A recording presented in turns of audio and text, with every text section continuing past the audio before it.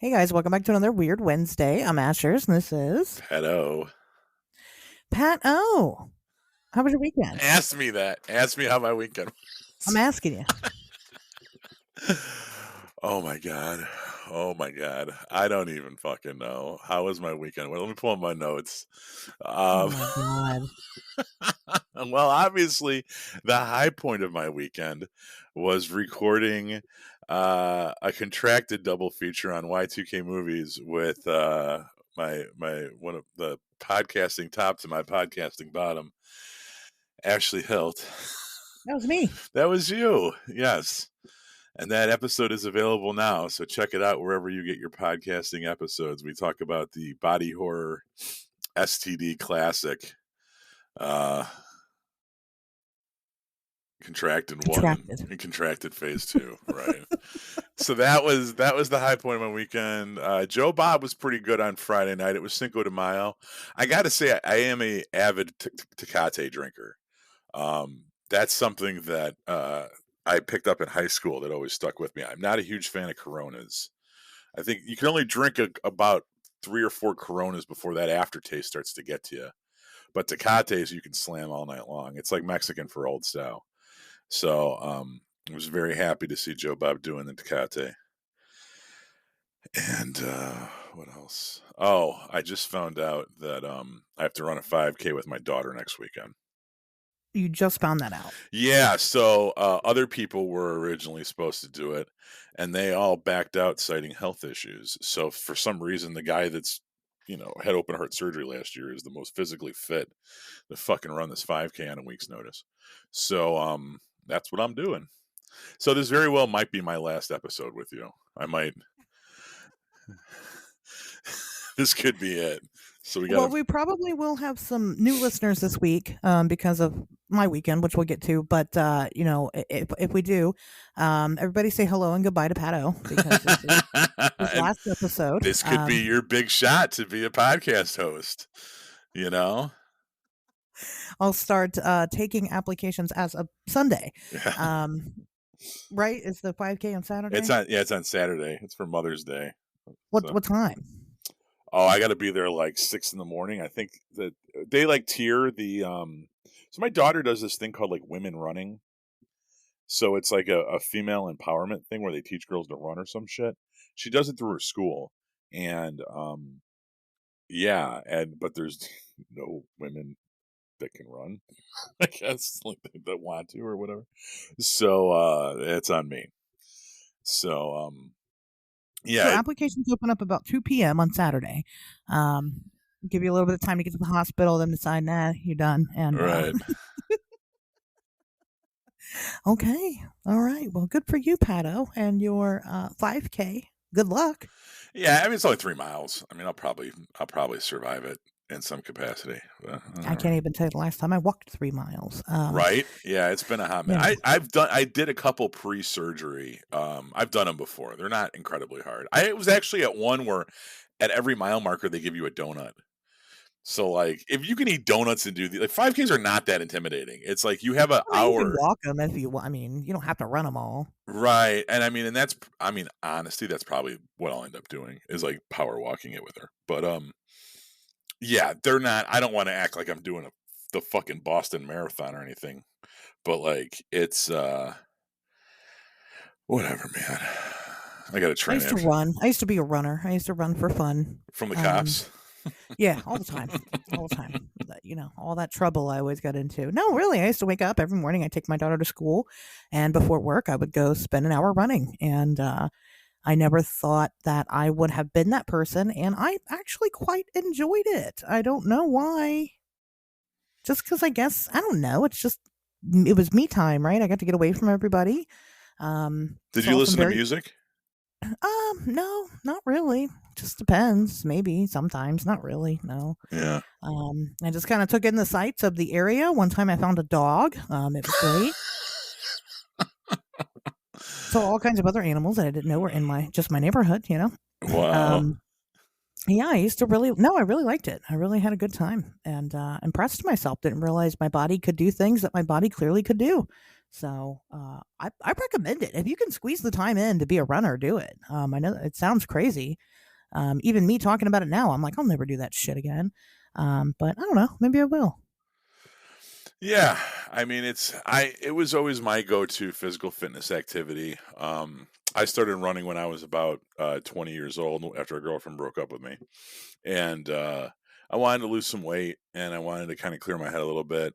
And we had a treadmill in the garage, so I kind of cleaned up the garage a little bit, and I'd go out there and run a couple miles and listen to music and shit.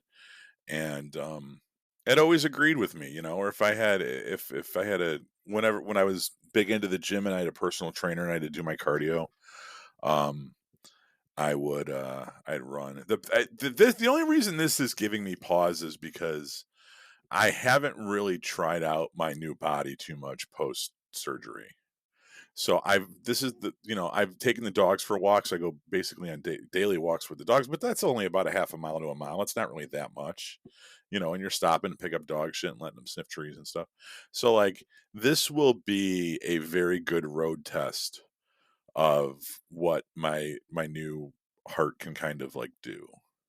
So there is a little apprehension about it because of that. But I mean, the whole like the 5K thing in and of itself does not phase me. I've done them before. They're not.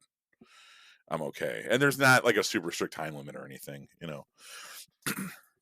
Usually you try to finish it in less than an hour. That's always been I feel like that was always my goal, you know, uh, do 17-minute miles or whatever, 18-minute miles. That's not pushing it too hard. So Well, that was my weekend. You tell me about yours. You had your big alien room thing. You had an awesome outfit picked out. I was very happy to see that. even though almost exactly a year ago, almost to date, you made fun of me for the same fucking outfit at the Erie, Pennsylvania event. But I think you filled it out better this year. You grew into anyway, it. well, that's probably true. Yeah, you know what I mean? Speaking of not running, yeah. Well, anyway, yes, I did. Well, okay. First, yeah, Friday night, Joe Bob was good. Did you watch both movies? No, I was probably in bed by midnight-ish because I feel like it ran long. Like, did that second movie start later than usual? No, not really. Yeah, I don't. Maybe it's just because I never try to make it to the second one or whatever. It's But always like sometime between 1:30 and 3 is when the whole thing ends. So, I don't think that there's a particular set time for the first movie and the second movie. But I didn't like the first movie. I don't even remember what it was. don't panic or something, right? Don't panic. Yeah, it Yeah. wasn't very good. But it was fun. It was fun with the mutant family. We had a good time. Um, I was cracking up because Tobias Whalen, every time I fucking got on Twitter, he's on there bitching about this guy's pajamas. It's hilarious. But the second movie was actually really good. At first, I was like, I'm not gonna, I'm gonna turn this off. It was Tigers Are Not Afraid, and Oh yeah. man, that's a hard watch. That's tough. It's just about basically.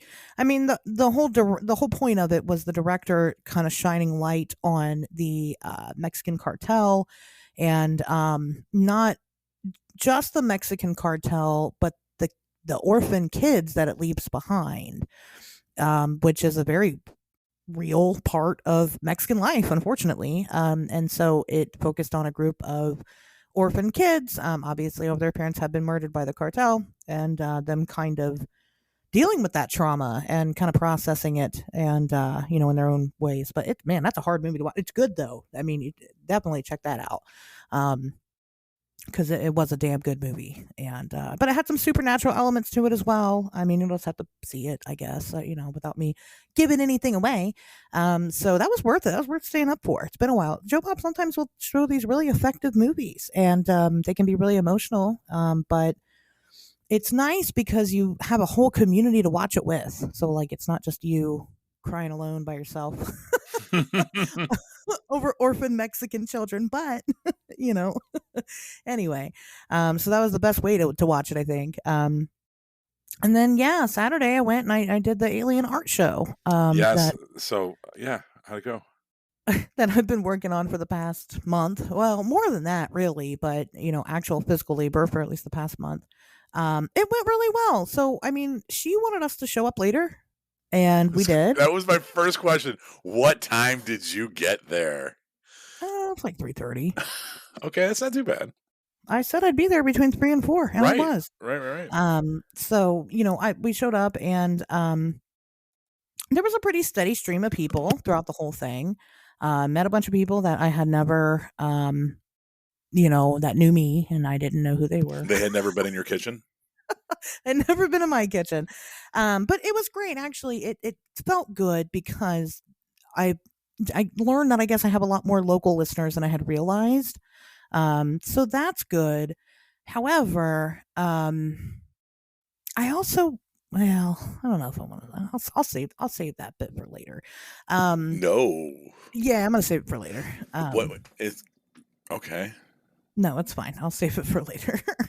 It's okay. You'll get why once I share it later. Okay. But yeah, like I said, I had no idea I had so many local listeners. Met some people that I've been meaning to meet for a while. Met some people that shared some stories. Met some people that are brand new into this and just kind of thought it was neat. People were really impressed with the room, and that felt good. To have people walk into my room and be like, "Oh wow, this is really cool. Look how cool this is," and I'm like, "Oh." That's that felt pretty good. Being somebody that's not an art person, it was new to me. It's all new, and I didn't know what to think, but it was good. I met some other local people that I just haven't really had the chance to connect with and have been meaning to for a while. I can't say enough good about it, but I was just really fucking exhausted. I mean, I've struggled this whole weekend, and even like today, like I am so low energy. I don't know what's happening. I hear the planets are all pissed off, and I think that's what's going on. At least that's what I'm going to blame it on because kind of everybody's going through it. Anne was kind of the same position, even though Anne's kind of my shadow anyway at these things. She was extra not feeling very people-y, and that sucks. It sucks to feel that way because it was such an exciting time and it should have been great. So, if at any point in time I came off like a bitch to anybody, I'm very sorry. I wasn't trying to be. I just well, first of all, before I even walked into the shop, so I have to walk into the shop and then walk through the store itself, walk through another room, then I get to my room, right? Then there's the blacklight room. But before I even walked into the shop, I'm getting stopped by people, and I'm stopped the whole way in. So I'm just like trying to like walk in, which is a good feeling. But like there's never any chill at these things, I mean, it blows my mind, right? It blows my mind that there's this many fucking people that like actually want to talk to me or like talking to me or follow me or listen to my show or whatever it is. I mean, it's crazy to me because I'm just a person. I don't even You're like too humble. I don't even get dressed every day. You know what I mean? I didn't brush my hair today. I threw that shit up in a ponytail. I'm wearing fucking pants with wiener dogs on them. You know, covered in cat I'm hair. wearing pants with a wiener dog in them. That's fucking crazy, bro. We're twinsies. Yeah. I mean, so it just always blows my mind that people think that I'm cool because I'm not cool. I'm weird, and I guess that's why I do what I do. But Weird can be cool to the right audience. very good. I liked being involved with local people. I would like to do more of that. And there were people that came from other states just to come see me again, and that's crazy to me. I'm not worth the tank of gas, you guys. But thanks that you think so. Um, What's the furthest so, someone came? Do you know? Florida. Not to this event, just ever. It was Florida. Yeah. I don't know what the furthest was for this. I'll ask the owner. She'll know. Yeah. She talked to a lot of people. She would have people that would come in, and she was like, "Oh yeah, such and such came in. They said that they knew you. They, and they never got to come back or whatever." I mean, some people came a little earlier than I was there. So if I missed you, sorry, but you should listen to the show because I said I would be there between 3 and 4. So that's your problem. But it was good. It was fun. And then I went home. She's leaving the art show up for another week. So you can still go check it out. If you didn't get a chance to go to the opening event, it's still there. She'll let you go see it. So it was very cool. We were Men in Black and it was fun. That's what I did. And then Sunday we recorded for Contracted and Contracted 2. Right. Trying to So stockpile your content before you go before your big thing. before my big thing. Smart. Because who knows what that's going to be like, right? We'll Right. see. So yeah, that's what I did. You want some news? Sure. I got a news story this week, but Oh, do you? let's do yours first. Okay, let's do mine first. So this actually kind of goes along the lines of topics that we discussed during the recording of Contracted. So an Arkansas resident, Candace Chapman Scott, has been arrested because she was stealing body parts off of her, off of cadavers at her job at the Arkansas Central Mortuary Services. Um, Wow. yeah, so Candace was taking these body parts, and she actually had connected with a guy who lived in Pennsylvania, asking, basically, hey, do you know anybody that wants real body parts? And he's like, yeah, me.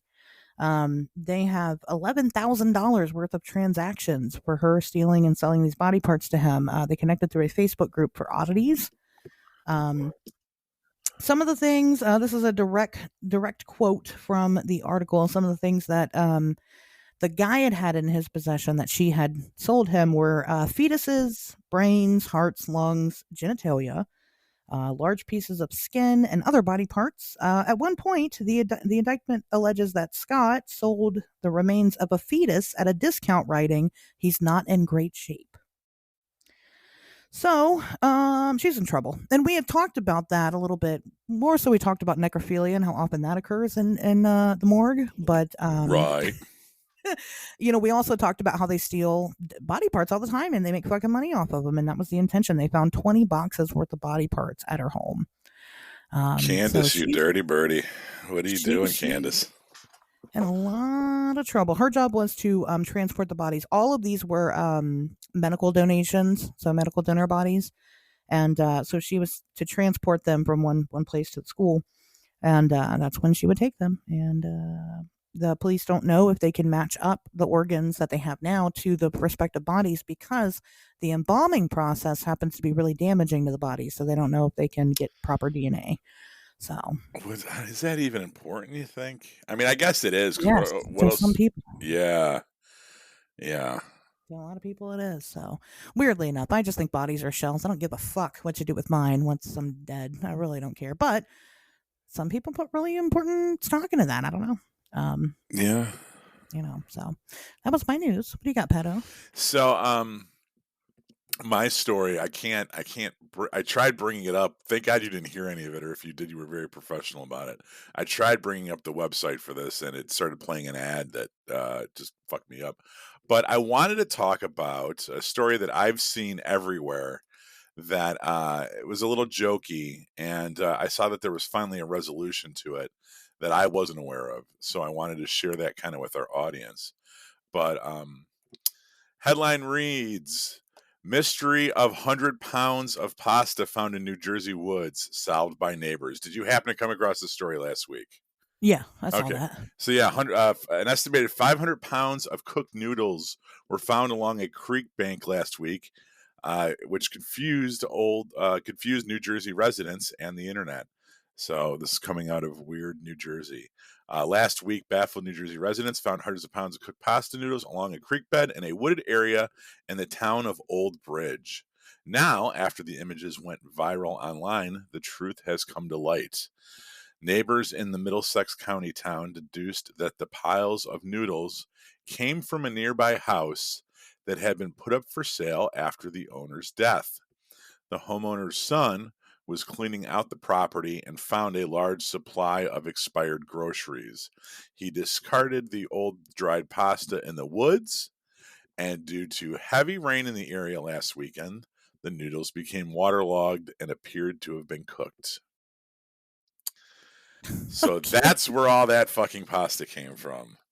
I don't know if I necessarily buy it. Nobody's come forward and taken ownership for this. If I had 500 pounds of pasta, I I I guess one thing to do with it is to walk into the woods with it and dump it by the creek. Um, Maybe he was thinking that animals would eat it or something. It sounds like an accident. Right, but, if it was on the side of a road, yeah, but I mean, like, that's the explanation they're coming up with, and I got this off peoplemagazine.com. So, People Magazine shills for the CIA, Jeremiah Byron, editor-in-chief. I don't know if this is just a disinformation story to cover up the true nature of the 500 pounds of cooked pasta found in the woods, because now the pasta is supposedly not even cooked. Although just because heat wasn't applied to it, I guess in some ways it was prepared, I guess is the right word to use now. Not necessarily cooked.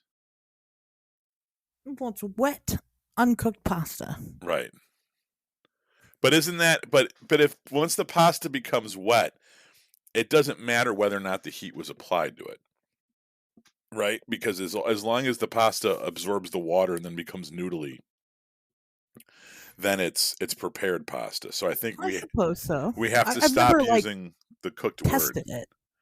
I've never taken pasta and like set it in water for a long period of time to see how long it takes for it to be you know al dente. I don't know. You're Italian, you're supposed to have all these answers.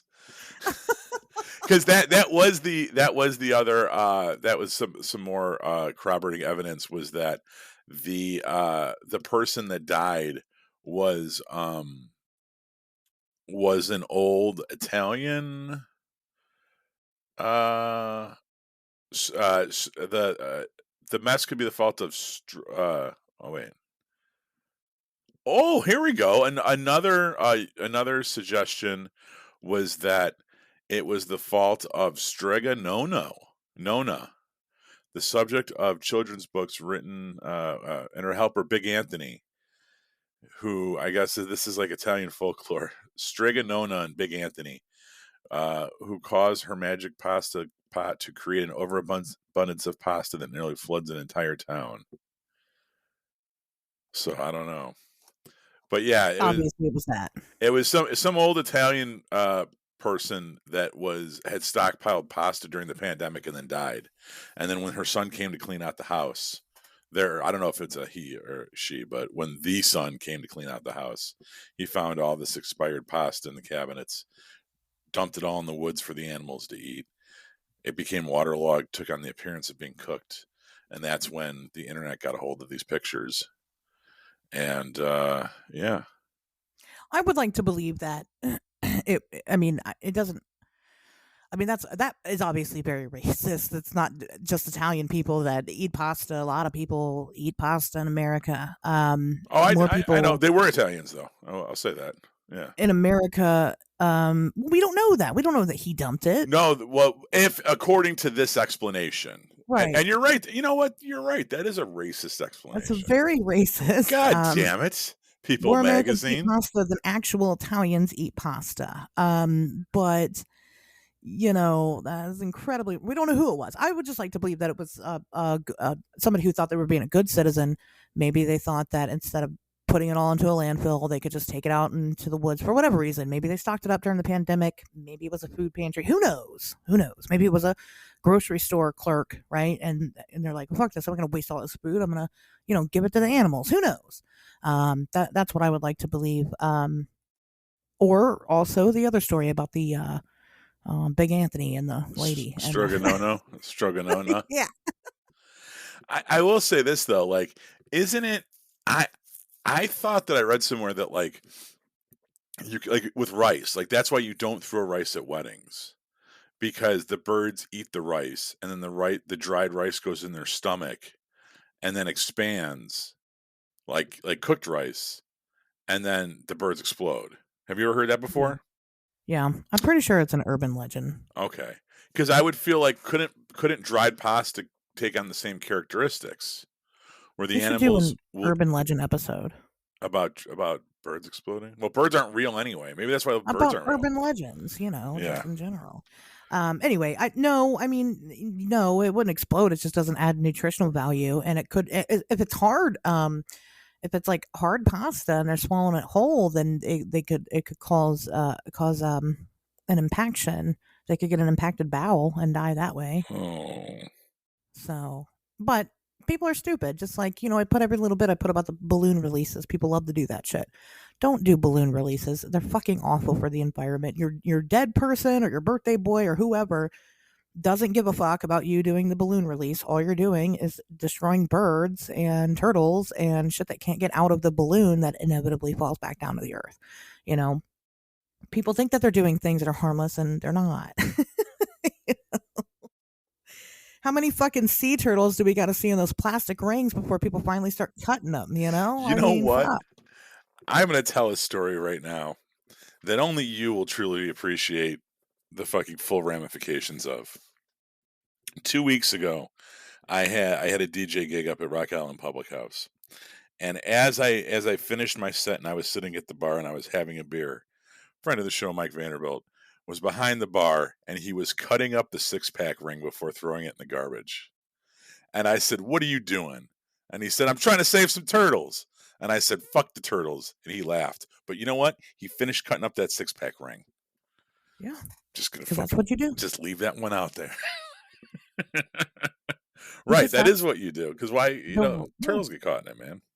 right. You got to think about it's those little things that people just don't want to. It's fucking cigarette smokers throwing their cigarette butts outside. Don't do that shit. But aren't those biodegradable? That's what I thought I No, heard. No. no, they're not. Whoever's saying that has just never took the time. They just say that shit to themselves to feel better about littering. Like, don't fucking litter. Yeah. I'm just saying. That is a big thing in our house is not littering. So anyway, that's very interesting about the pasta there, Pato. Thank you. Very neat story. I thought about bringing it up, but I didn't. So I'm glad you did. Um, well, Pat, this week's episode's kind of a new one for you, isn't it? You've never really. I had no idea about any of this shit, and I feel like I should have. I really feel like I should have, especially because there's a pretty decent Chicago connection with David Mamet, who's someone that I am a huge fan of. Um, yeah, you caught me off guard with this. Lately, I love it when you like this one, and then like last week's episode. I almost have to be like, "Am I reading that right?" Like I have that word looks familiar. Toy and B. Is it Tony B? Like that's what I would say. And my gross So that's not correct. I know my gross pronunciation of things. The Toynbee Tiles, right? No, it's Toynbee Tiles. No, it's Toynbee. Toynbee. Toynbee Tiles. Yeah, I'm not getting. It's not Toy NB. It's Toynbee. Yeah, see, that doesn't. What was last week's episode? I don't even remember. The vagina. No, it's Vagina Uva. Yeah, that's right. That was a good one. With all those extra consonants thrown in there that make it not pronounced vagina. Yeah. It's Virginia. I don't know, whatever, dude. Virginia. You've been throwing me some curveballs lately. Right. I get some really interesting feedback on the title. People are like, "Wow, yeah, those balls had to look twice," and I'm like, "Yeah, look twice at my Virginia." This blew you away. Anyway, no, the Toynbee Tiles. It's been a mystery for a while. It's not necessarily scary. It's not even really that weird, and I don't really know why it's got kind of as big as it has, but good on the guy for making it that big. But I've always kind of heard about it. We have a couple of them in Ohio. Really? We have a couple, and I've never seen them. I think you have a couple in Chicago. Well, you might have copycats. It's a weird history to it as to which ones are authentic, which ones aren't. It's not just the Toynbee Tiles anymore. There's more groups that do this. But basically, back in the mid 1980s, these strange titles started showing up actually around Philadelphia. Mm-hmm. And they had a very simple message to them. They were about the size of a license plate. All they said was a Toynbee idea in movie 2001, Resurrect Dead on Planet Jupiter. And nobody really knew what the hell that meant. And Well, I don't blame them because if I saw that shit, I'd just be like, whatever. As a Philadelphian, I just continue to walk on by and be like, his city's fucking weird, right? It's 80s in Philadelphia. I'm sure it got pretty strange there. And but that wasn't it. These tiles have shown up in all kinds of places. As a matter of fact, they have even shown up in South America and in Europe. And in Europe. Did you know that? Did you read that Yeah. tidbit? Well, I Did you saw watch the documentary? I didn't watch the documentary because so there's a documentary called Resurrect Dead: The Mystery of the Toynbee Tiles, and it's only available on Vudu, which we have. But the problem is we have there's like a gift card that we got or something that's linked up to the account, and there wasn't enough on the gift card to rent the movie. So I was like, all right, well, I'll just like pay to rent the movie, but I couldn't switch. I couldn't. Let me put it like this: I spent all of like 3 minutes trying to figure this out, and then said, "Fuck it." So I'm pretty sure it's free on YouTube, just by the way. maybe okay, yeah. But when I did the Roku search for Yeah, like you were talking about yeah. yesterday on Y2K movies, when I did the Roku search thing, the Voodoo thing was the only thing that popped up. So it might be Yeah. available on YouTube. It's less than an hour and a half, so I'll probably end up watching it at some point. But no, I have not, and I get a So chance. most of my information that I got here comes from not the documentary itself, but the guys who made the documentary, because they have done the most extensive research on these tiles. And I don't know if it's just because one of them saw one day and just became fucking obsessed with it. I have no idea. I don't know why this got so big. I don't know. I don't know. But the rabbit hole is is glorious. So, um, It let me is available see. on YouTube, by the way. You're absolutely correct. Yeah, well, I mean, most things are. Just, tip by the way, you can usually find everything for free on YouTube. You just have to search it good. Anyway, so the tiles, like I said, started popping up in the 1980s. They still pop up to this day, but again, they're probably copycat tiles. It's probably not the same guy. Kind of what we know is that the tiles themselves, the way that they are laid out, the way that they're installed is typically they're installed in like public streets. They are laid down, covered in like a tar paper, and then eventually with foot traffic, you can actually see them when they're first laid. With like foot traffic and regular traffic, the tar paper kind of melts into the tile itself, and then the tile itself melts into the ground, and it just kind of becomes cemented and it becomes part of the ground. Mm-hmm. There's a popular theory that maybe this was done, from the guy driving around in a car and dropping the tiles, maybe even to the point of dropping the tiles down through a hole in the floor of the car, Right. Yeah. to avoid being seen. But when the tiles are laid, it usually takes from like 2 weeks to a month for them to even be uncovered from the original tar paper. So by the time they're already laid, somebody's already been there. It's been a minute. Um, we know that. Let me see here. What else I have here about them? So I was talking about, there's this group of people, and they made that documentary. They're like obsessed with these tiles, and they have done some really extensive research to try to figure out who is behind all this and what the fuck does it mean. Um, if we just kind of break down the Toynbee tiles in in just their own little things, a couple of things that we know is the name Toynbee comes from Arthur Toynbee, which was kind of a nutcase. From what I can understand, I'm not very familiar with the guy. Have you ever heard of Arthur Toynbee, Pato? No. Yeah, No. me neither. But he kind of did a lot of writing. He was kind of he did a lot of stuff, but he would author books about like philosophy and just life and where we came from and the afterlife and things like that. And then of course, the in movie 2001, is people think obviously a reference to 2001: A Space Odyssey, which I'm assuming Pato you've seen. Yeah. I'm not a huge fan of it, but I'm familiar. I've never even seen it. Which made this difficult because I don't get the references. So the bit about resurrecting the dead on planet Jupiter, I guess, comes from that movie? Well, no. So I don't get what the Kubrick thing is.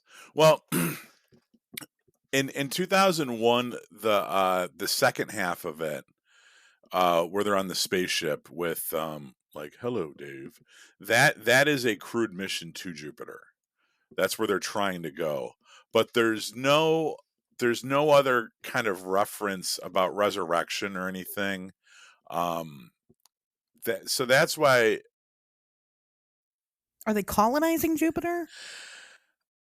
Yeah, I mean, well, they're trying to go there, with the idea of, I think they're there. I think they might be like, they found an obelisk there, but you can't colonize Jupiter because it's a gas planet, right?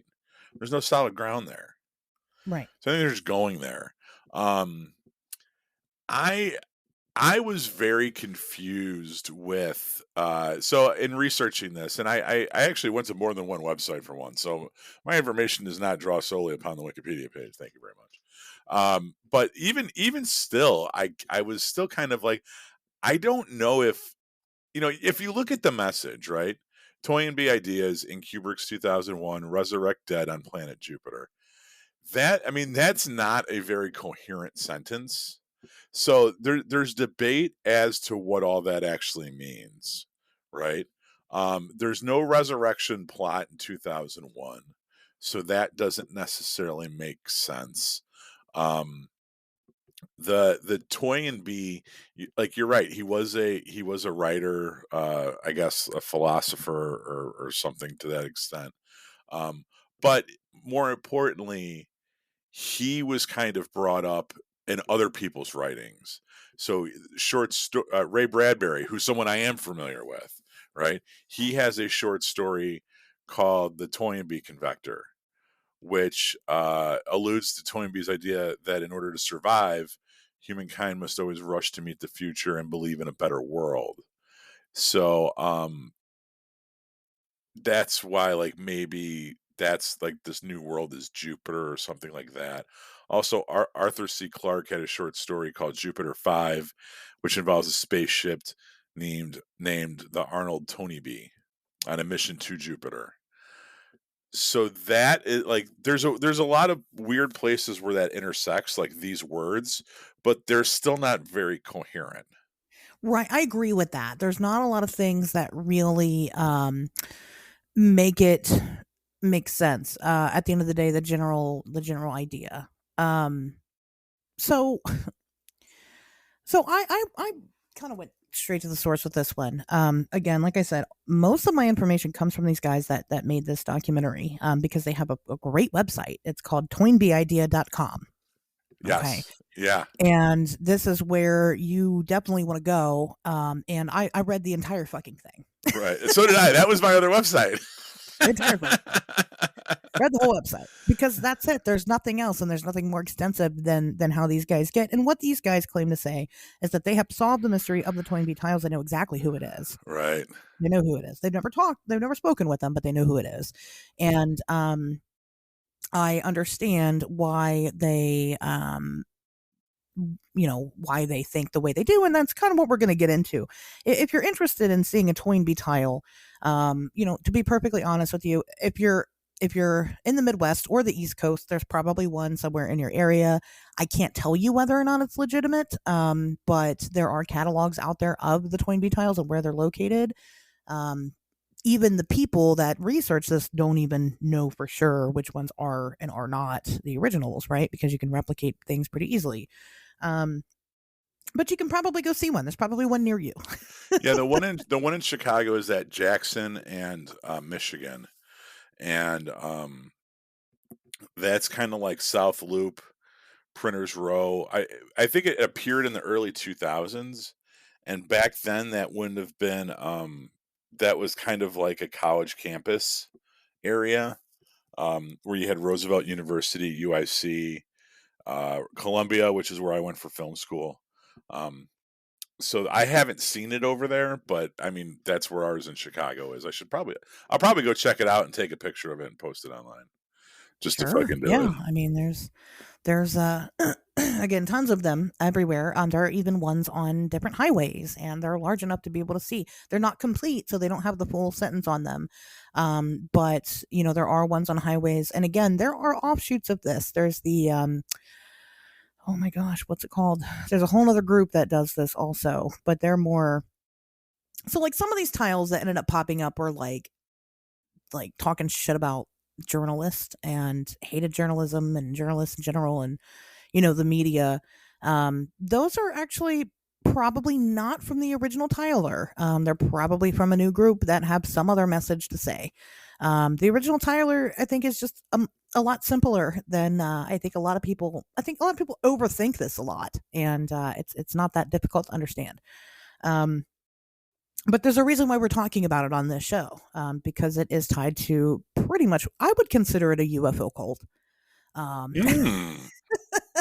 Interesting. I didn't see this coming. yeah, yeah, and here's why.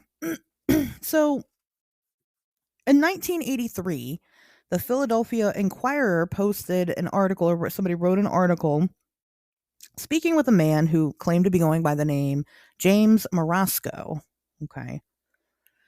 James Morasco goes on and talks to this guy, and they do the article, and he talks about how we should colonize Jupiter. We should send our deceased people, our dead people, to Jupiter, and they will be resurrected on Jupiter and colonize it.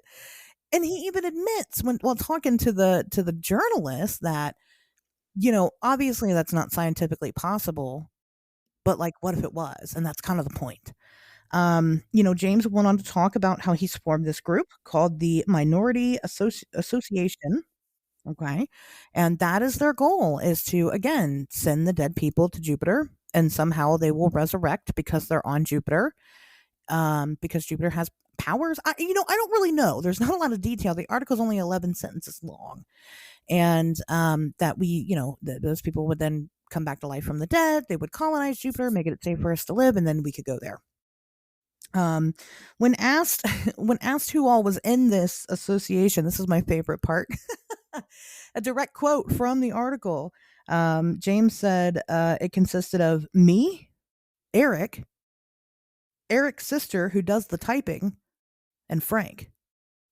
So that's that's the dream team right there. Me and Eric's sister and Frank, is what this consisted of. So this guy kind of with his little group of with this little team of people that want to go to Jupiter, prior to the first tile even showing up, I mean, they would take stickers and they would put stickers around town, advocating their little group here, their minority association group. And, those of course didn't last very long. People would rip them off, or, stick them on businesses. They'd rip them off, whatever. It was hard to get free advertising for their little weird, cult, I guess. Mm-hmm. So the belief is that they then started, or, the theory rather, is that they then started creating these tiles, these Toynbee tiles.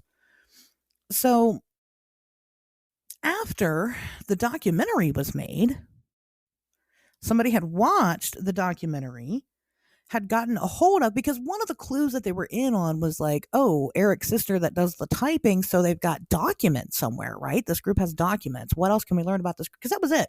All they knew was that they were going around posting stickers all over town and talking about resurrecting dead people on Jupiter. And so, like, oh, there's some clue somewhere. There's got to be something. After the documentary release, somebody came forward and said, yes, as a matter of fact, I have a bunch of files from this group, and handed it over to these group of independent researchers who made this documentary. And you can actually go see those files right there on the toynbeeidea.com website. And, sure enough, it all corresponds exactly to whatever the fuck this guy is saying, on the Toynbee tiles. And that's really the only thing that makes sense, because the tiles themselves are such fucking word salad. It doesn't make sense otherwise. There's just literally no other explanation. There's no other one that makes sense. So the group has all these like written documents and stuff. And the plan basically through these documents was, there's a step-by-step plan. Step one, you die. right? Is you die and your consciousness goes with it. Step two, humans decide to build heaven and space on a planet suitable to house everyone who has ever lived. Step three, you terraform with your dead people, I guess. With your, I don't know, on Jupiter. Step four, you find a way to recombine the pattern of molecules that made up your physical body. Okay. And then you reach a never ending afterlife. None of that makes any fucking sense. But it also makes perfect fucking sense with what we're talking about. You know what I mean? Like it goes along exactly with what people are saying. So the Toynbee part is, comes straight from Arnold Toynbee's experiences, his book Experiences. And again, he talks a lot about the afterlife and kind of humans kind of transcending. And he probably does talk about going to other planets. I don't know. I've never read Experiences before. I don't know exactly what it says that gives anybody this idea. And somehow this, we're going to assume, is James Morasco ties that into 2001: A Space Odyssey because they're terraforming or because they go to Jupiter or something. Again, I don't know. I haven't seen it. And says that that's for whatever reason in his psychotic mind, like that's the connection that he makes.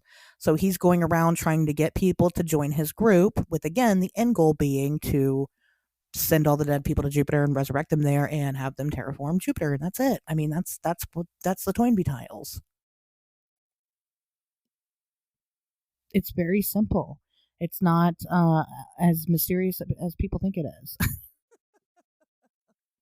I don't know. Pato, what did you find? I mean, I've been talking a long time. No, it just feels like that. I know when I go on my stuff, it feels like that. No, you did a good job. Um, I I guess the only thing I have to add is, yeah, I think it.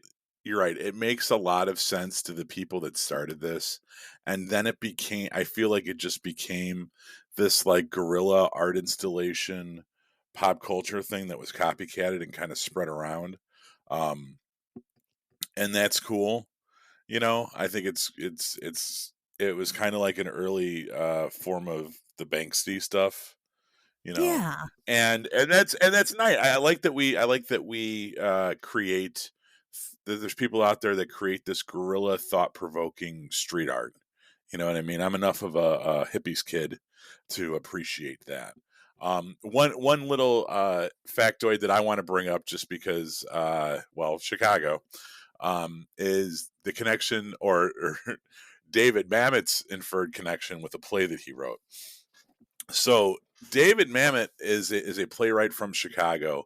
He is responsible for sexual diversity in Chicago, which was turned into About Last Night, a movie with Rob Lowe and James Belushi. He wrote Glengarry Glen Ross, which I mentioned on this month's Weird World in Illinois as one of the best Chicago movies ever made. Very prolific local writer, a big hero of mine. When I was a chief engineer for a hotel downtown, I had a picture of him and Mike Royko hanging up in my office because they were famous Chicago writers. Um, I love him. I absolutely love him. But sometimes he gets too high on his own bullshit, as we all do from here. And he thinks that this is a byproduct of a play that he wrote in 1983 called 4 a.m. And it's about his play 4 a.m., which was written and performed in 1983 and then published in 1985, is about a radio show host based on Larry King, impatiently listening to a caller who contends that the movie 2001, uh, based on the writings of Arnold Toynbee, uh, speaks of a plan to reconstitute life on Jupiter.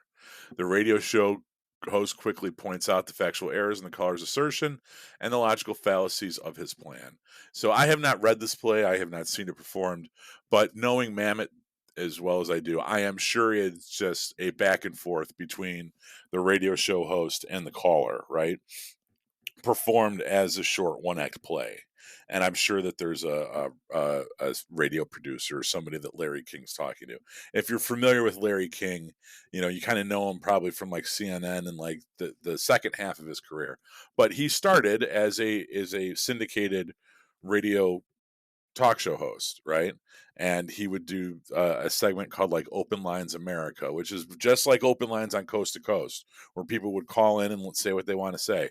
And this was something that David Mamet contends that he wrote this play, and that these Toynbee Tiles came after his play, right? And that's probably not true. All right. These, according to the documentary, and there's a lot of other corroborating evidence that suggests that what most likely happened was that when this cabal of people that you were talking about were going around trying to spread the word, they used to call in, like if you talk about the Philadelphia Inquirer article about how there was a group of people that were calling in radio shows and whatever, contacting talk shows, newspapers to try to spread the message, right? That supposedly they did call into Larry King in 1980. David Mamet was probably, because this was the age before podcasting, right? So people weren't recording everything that's ever been said and then listening to it at a later date. What's more likely was that David Mamet just so happened to be listening to that instance where they called in Larry King, and then was so inspired by it, because I'm sure it was an entertaining bit of back and forth, and all writers steal, don't believe that we don't, that he then took that, wrote it into a play, and then 3 years later the play comes out. And in the meantime, in an era before the internet and all this stuff, these Toynbee Tiles things were happening, but David Mamet, sitting in Chicago, Illinois, doesn't know about this movement that's beginning in Philadelphia. Right. And by the time the play comes out in 83, by the time the play is published in 80 or performed in 83 and then published in 85, that's when the thing starts to pick up steam. He finds out about it years later and thinks that tries to take credit for the whole thing, saying that he's the one that kind of brought this idea to life, which I thought was really interesting. There's a lot of layers to this thing that make it. This was like as much. Like, I like this episode. I like this episode that we're doing. I wish that I had shown initiative and watched the documentary first. I'll probably watch it, and then and true, on Wednesdays we talk weird fashion. I will read the book. Now I will watch the documentary, and I'll give an update on the next episode about things that I should have been prepared for to talk about this week. But whatever. So. That's my input. I think the David Mamet angle is fucking absolutely fascinating, because of course he thinks that he fucking created all this. Of course, yeah. Not that David, right, and that the tiles are now an homage to his great screenplay that except only a handful of people in Chicago may have heard about. Right. Yeah, I agree. That is a very that's that tracks. You know what I mean? But yeah, the investigative team, do believe that this was an actual Larry King caller. Right. Not just that this was a Larry, a revisitor, somebody that would call frequently, because that's exactly what they were trying to do. They were trying to get people to join their fucking cult. Like, that's what it is. And now whether or not this is like a like, who knows if these people are even fucking serious? You know what I mean? Like, this could have been like a joke that, amongst friends, and they just kind of spread it and spread it and spread it and just continued. Like the Church of the Subgenius thing. That shit's been around forever, Or now in present day, the Gamma sex cult. It could be the Gamma sex cult. I mean, and then you just keep kind of pushing the envelope and seeing how far you can take it. Or maybe they were completely fucking serious, because this guy does acknowledge in the article that, yeah, it's not possible, but like, we're still going to do it. It pretty much says that. And it just sounds fucking crazy. It doesn't make any sense at all. But if you just look at all the information that these people have found, and you kind of backtrack all of it, I think there's no question as to who laid these tiles. Now, do we know exactly what their names are? Well, sure we do. It's me and Eric and Eric's sister and Frank, But that's all we really, James Morosco's probably not the guy's name. Who knows what his fucking actual name is? Um, does it matter? No, probably not. And I'm sure he still enjoys the fact that he, has created something that still to this day continues because we have now other groups that do the same shit and we have people that lay these tiles every once in a while. So I think I don't know. What do you think, Pat? Do you think it's a legitimate terraforming Jupiter cult, or do you think it was a joke? Or I so there's another box that this story checks for me, and that is that they and I caught wind of this on it's mentioned on the Wikipedia page and on the Tony B idea or Toynbee? Toynbee idea page, is that they also tried to kind of get this stuff out via shortwave radio broadcasts, Yes. which is something that I have. So when I was recovering from open heart surgery, my goal was to get my ham radio operator's license, and I never finished that because I started studying. There's a test that you have to take, and it's a lot of math, and I was on too many drugs to kind of comprehend it. I should probably try to redo it now, but I have like there's certain things that will always get me to stop and pay attention, and this is the era when you talk about the early 80s. We it was pre-internet, but mankind had reached a level where technologically we were able to you're starting to really see the beginnings of mass communication. And it was still all so new and so unregulated that people were kind of able to do stuff that you really couldn't do now, right? Like, yeah, I mean, are you familiar with the movie Terror Vision at all? Yeah. Okay, perfect example. The way that satellite dishes used to work was you could fucking just have one in your backyard and then point it at different places and pick up potentially broadcast signals from other places on the world in the world, right? Like that's how that shit worked. I'm not saying that like TerraVision is a documentary, but like the idea that you could, if you had enough money, you could have a fucking satellite dish array in your backyard, and they just let you do that. Now you couldn't do that. Now everyone's got one of those little dish TV things, but those things will do shit, right? You used to have a satellite dish that you would point at different fucking satellite relays and pick up different stations. You had the burgeoning like cable systems that neighborhoods would have, and part of the deal with the FCC was that okay, if we're going to use the broadcast airwaves to shoot HBO and MTV into people's homes, we need to the airwaves belong to the people, right? So if Comcast or whatever these companies were going to use the airwaves to sell people HBO and Cinemax and MTV, that we had to set aside a certain amount of stations for the community to use, and we had to give them the resources to do that. So that's where public access cable stations came from. Those still kind of exist, but people don't do it anymore because now you could just get on YouTube and do your own shit, right? But back then, that was a really powerful tool. Well, who was actually taking the time to use that stuff? The fucking nerds, right? Not normal people, like nerds, right? Nerds are going down to the local cable station and putting together a public access TV show. No one else is taking the time to do that shit, right? And you had a lot of people that understood this technology and knew how to kind of use it, doing lots of really cool stuff with it. And I like the idea that these guys were also like fucking around with ham radios and trying to do like their own like radio broadcasts and stuff like pirate radio. And that is a component of this too.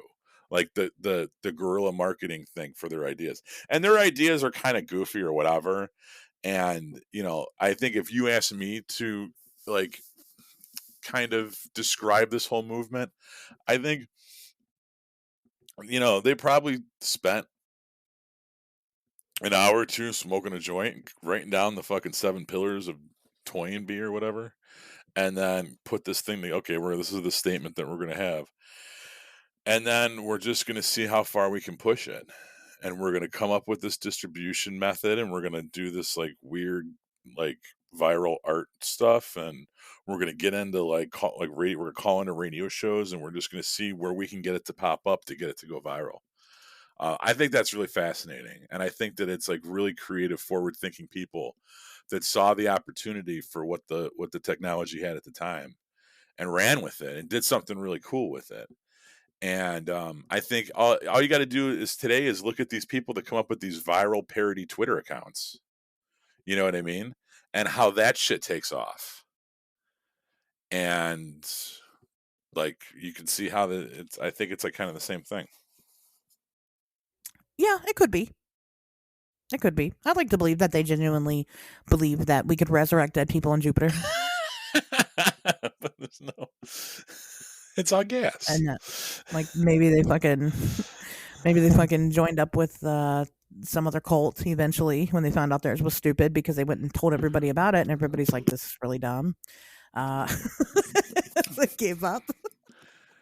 They, You know, yeah, their strength was not in their cult idea, but how they could push the cult idea. You know what I mean? I think they needed a better like content creator. I Like, mean, and it sucks because like this is obviously viral marketing, right? This is what they right. did. Yeah. But they just didn't tie their marketing project to their actual project. Like there was no way for people to know what the fuck these tiles meant. Like unless they maybe heard them on the radio talking about it, or I mean, it didn't hit, right? They already had one failed marketing scheme, which was the stickers, whatever the hell those might have been. Nobody knows exactly what they look like, but allegedly they're out there. You know, they were out there. Obviously the Toynbee tiles also didn't work to get people to join. So I think that after the second attempt and after such a big attempt, they were like, "Hey, you know what? Fuck this. Cults are hard to start."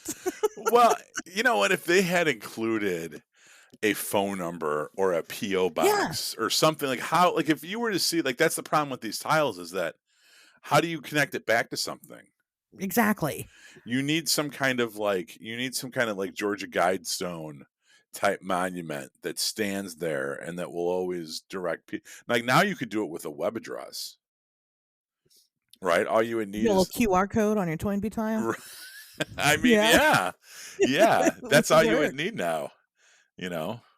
But yeah, I mean, that's all it is. It's just early viral marketing. It's just they didn't do a good job at it. They only did a good enough job for people to go, who the fuck are these people? And like even now, like we're gonna have people listen to the show, and I have to say allegedly, because the researchers of this all, they've come out and said we know who did this, but we're not gonna tell you guys who did it. It's well, I mean, it does say online. If you go to the Yeah, movies Wikipedia page, I won't. They make a point not to say the person's name, so I won't either because who yeah, fucking cares? But like, it's out there, it's you out know. there, right? You can figure out who it is pretty easy. And that's what they say. You can figure out who it is pretty easily. It's obviously this guy that went to the fucking newspaper because again, nothing else makes sense. No other connection makes sense. Right. This because the origin story of it really doesn't make a whole lot of sense. And I hope that the guy eventually does come forward, or Eric's sister, or Frank. I hope that if you are the Tyler or Eric or Eric's sister or Frank, and you want to come on the show, or you might know who these people are, send them our way. We'll talk to them. I'm curious why everybody wants to hear it from the horse's mouth, and I don't blame them. I mean, it's just like proving the existence of Bigfoot, right? We have everything but the body. I mean, this is the same exact case, right? It's a human fucking cryptid at this point. And who knows, maybe they're dead. They could be dead, but they might not be. So there's that. Hopefully one day they come forward and they share with the world what the fuck they were thinking at the time. Because listen, if you're going to start a cult, now's the time to do it. Cults are hot, and the internet is hotter, and you have a whole Oh, resource. I'm working on mine. I'm People, throwing my hat in the ring with the cult game. I'm not letting this one pass me people, by. right? People would join just because you're the fucking Toynbee Tyler. That's it. I don't give a fuck what message you're pushing. Like, they will absolutely join your cult if you come forward. You're like, I'm the Toynbee Tyler. So now it's time for the most important part of the episode, you guys. This is the big reveal. I am the Toynbee Tyler. You're not old It's me. enough. It doesn't matter. It's me. I'm the Toynbee Tyler. I did it. And if you want to hear So how she did it, join the Patreon. join the Patreon. You can patreon.com/itsashers. It's all there. The whole thing, the whole story of how I went back in time, because I'm also a time traveler. And I mean, obviously, I believe people can be resurrected on Jupiter, so time travel's obviously real in this story. And went back in time and tiled the streets of Philadelphia and other places, and now here I am with this podcast, and I've been doing the long con this whole time. This was it. It was all coming to this point, just to let you guys know that it's me. So there's that. Are you surprised? No, I always knew you had greatness inside of you. That's me. I've never seen 2001: A Space Odyssey. That's all right. You know why you never saw the movie? Because you read the book. I read the book. Yeah. Yes. Good. Sometime in the future, I read the book. Because I'm a time traveler. So anyway, I guess that's it. There's nothing else. You got anything else to say about this? I don't, but I am gonna check out the documentary. And honestly, I mean, if you've made it this far in the episode, I recommend doing a little bit of research on your own on this, because it's interesting. And like I said, I found a lot of tangent stuff, the David Mamet connection and the shortwave radio stuff. There's a lot of little neat little nerdy details on this one that make it a worthy topic for on Wednesdays We Talk Weird. Absolutely. So go check out that website. I mean, really, that's all you need to do. I mean, it'll take you about a day to read through. Didn't take me that long, and I was doing other shit. So Right. there's that. But yeah, go check it out. Go check out those documents. Come to your own conclusions about it. But at the end of the day, it's definitely me. So if you feel like you don't need anything else, then with that being said, guys, we'll see you back here next Wednesday.